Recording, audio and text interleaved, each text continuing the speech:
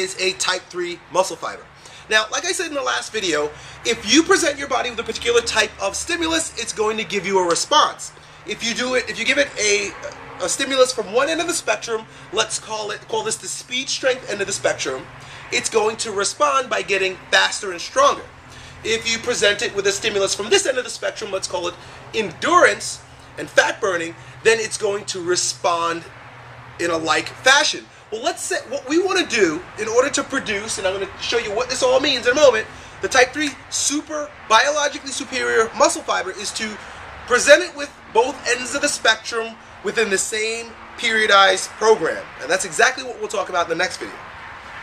So, let's talk about the way that your muscle fibers produce energy, or how they work. So there are two things that really drive your entire body. There are your hormones, and there's your nervous system. Your hormones is a more primal form of our ability to do what we have to do. And the nervous system is a little bit more complex. The hormones are a little bit slower in producing a response, and the nervous system is a lot faster because it's like electricity in producing a response. So both of them are essential, both of them do different things, and so what we want to do is we want to increase the efficiency of both hormones and nervous system in the muscle fiber. So if you can imagine, you've got nerve or motor units. These are basically nerve endings stemming from your peripheral nervous system, or they are your peripheral nervous systems coming from your brain stem and your brain, which is your central nervous system. It all kind of branches out into the muscles. So that's what you've got here. You call each one of these tendrils a motor unit. So this is a motor unit. And what happens is, as your brain tells your body what it wants to do, it sends a message, just like you flip on the light switch and the lights turn on. Well, the same thing is your brain tells your body, boom, I want you to do something. I'm moving my arms right now. It's like, this is what's happening. My brain's saying, move your freaking elbow. That's it. So it's real simple. It happens instantly. And the more efficient that part of the muscle gets, the stronger you become. That's why a lot of powerlifters will say that they've got like a CNS fatigue. They're burning out their nervous system, because powerlifting is a sport of strength. And they're really not burning out their muscles too much. They're very rarely will they be really sore, like a bodybuilder sore, but they'll be fatigued and tired and burnt out because the nervous system is just shooting so much energy, so much electricity to the muscle to produce strength that you burn out the nervous system. And then these little dudes here are mitochondria, and they're basically the powerhouses of the muscle. They work a lot slower. They produce enzymes that break down all types of chemicals from your food and stuff in order to produce long-term energy, your ability to keep on going. So if you can imagine, motor units, let's go now. Mitochondria, let's keep going. If that all makes sense. So you can imagine that if you've got your type 2 and your type 1 muscle fibers, or the two ends of that spectrum that I described earlier, you've got some muscle fibers that are really high in mitochondria. Those are going to be your type 1 muscle fibers.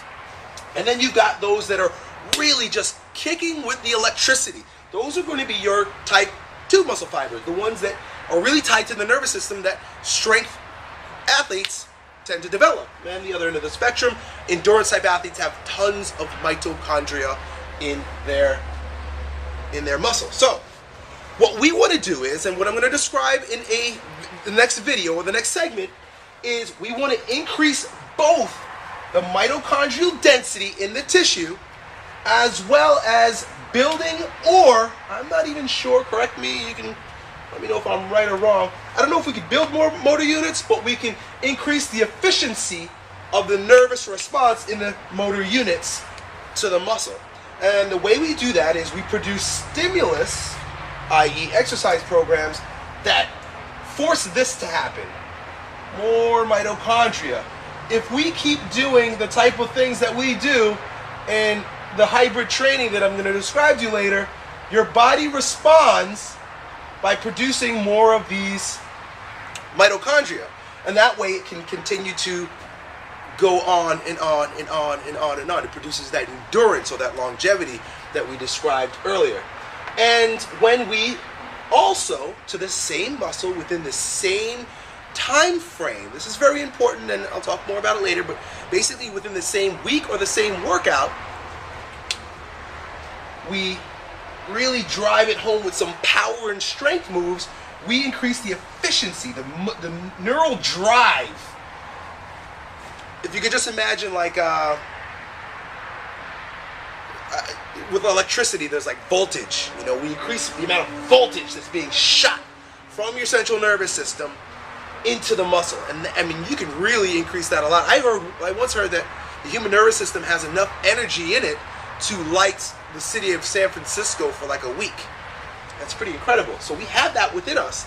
Let's increase the efficiency of it by having it drive to the tissue in a more efficient manner. So if you're wondering what a superior or biologically superior muscle fiber is, or a type 3 muscle fiber, it's not some mutant muscle fiber that I created in a petri dish. It's simply a muscle fiber that has responded to the type of training that I'm going to describe in the next video by increasing mitochondria for its ability to have endurance and increasing the neural adaptation so that it can continue to be strong and build hypertrophy. I hope that helps. I'll see you in the next video.